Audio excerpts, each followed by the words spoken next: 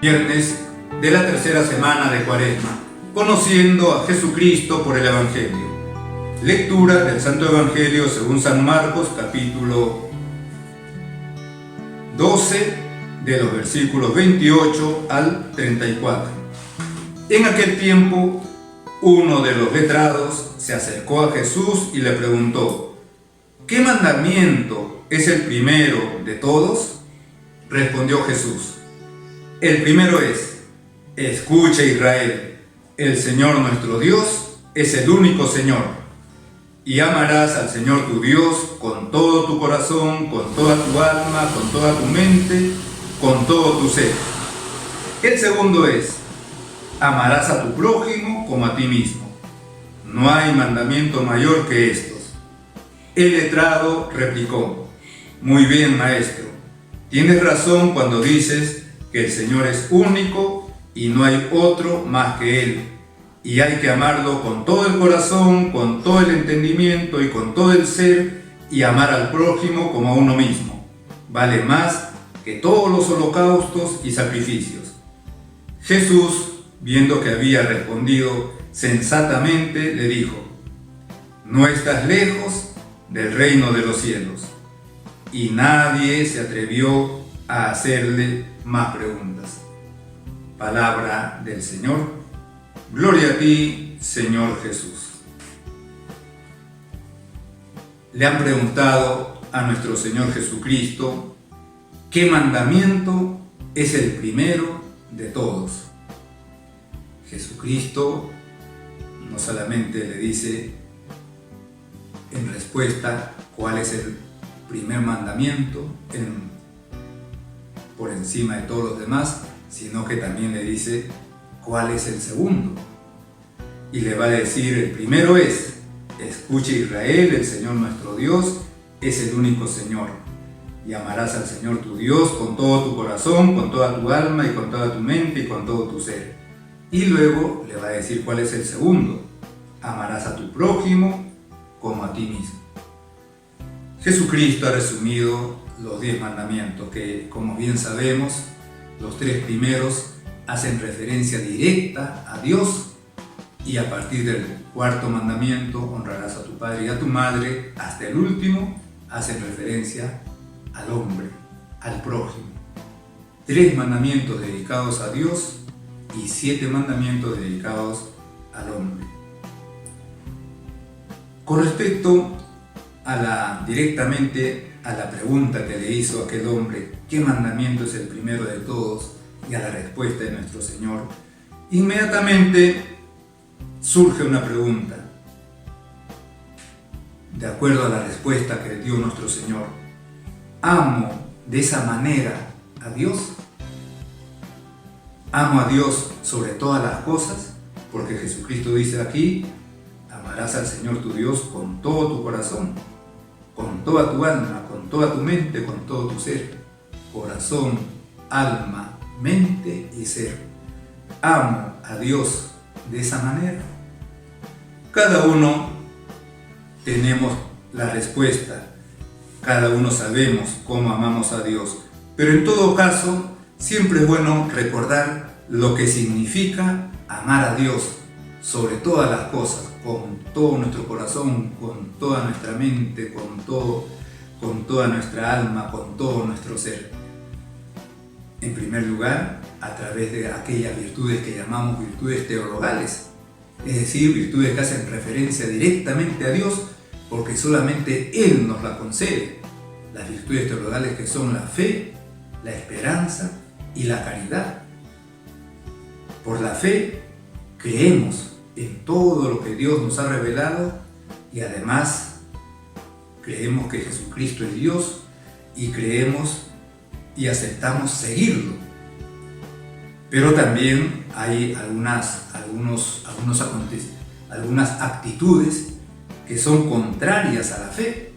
Por ejemplo, las dudas, la incredulidad, la apostasía, el cisma, las herejías, son faltas contra esa virtud teologal de la fe.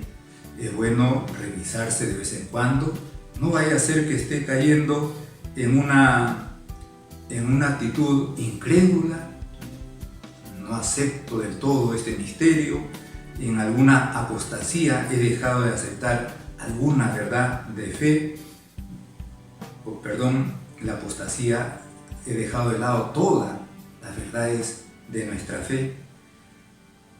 Luego, esa otra virtud teologal que es el de la esperanza, por la cual Dios pone en nuestro corazón ese deseo de alcanzar la vida eterna y esa confianza en que con Dios lo podemos lograr, la esperanza de la vida eterna, la esperanza del cielo. Pero las virtudes contrarias o los actos contrarios a esta virtud de la esperanza es la desesperación o también la presunción. Cuántas veces uno se encuentra con personas que desesperan, que no tienen confianza en alcanzar la vida eterna porque de repente han tenido algunas debilidades, han cometido algunos pecados o creen haber cometido un pecado, porque a veces también el demonio mete ese pensamiento de que hemos hecho algo muy malo y objetivamente de repente no es tan malo y se desespera. O el otro, y eso es un pecado contra esta virtud de la esperanza, o la presunción, es decir, estar tan seguro, creer que Dios nos va a salvar y no poner los medios de nuestra parte, como por ejemplo acercarnos al sacramento de la confesión, asistir a la Santa Misa, rezar, pensar que ya Dios me salvará, que en el último momento de mi vida seguramente que me va a hacer que me cruce con un sacerdote y me confiese. Eso es presunción. No podemos presumir, que es como tentar a Dios. Entonces, la esperanza es una virtud a través de la cual manifestamos nuestro amor a Dios. Y la caridad que es ese amor a Dios porque es Dios. Pero también aquí se alzan algunas actitudes contra esta virtud, como es por ejemplo la indiferencia religiosa, la ingratitud a Dios que nos da tantas cosas, todo nos lo da Dios, todo lo bueno, la tibieza espiritual, la asedia espiritual, el odio a Dios. Fíjense cómo amar a Dios sobre todas las cosas supone la fe, la esperanza y la caridad, y a la vez nos invita a rechazar todos los actos contrarios a estas virtudes. Pero además este mandato nos pide una vida religiosa que se tiene que manifestar en una continua adoración a Dios, en una constante oración, dirigirnos, hablar con nuestro Padre Dios, en ofrecerle sacrificios, mortificaciones, penitencia, en honor a Él.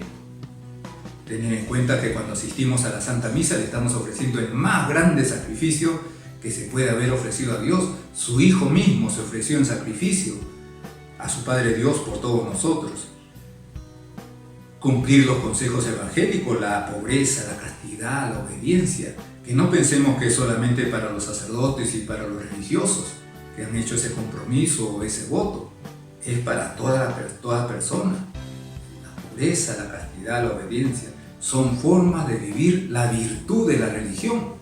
Y volvemos a repetir: adoración, oración, sacrificios, el cumplimiento de la pobreza, castidad y obediencia.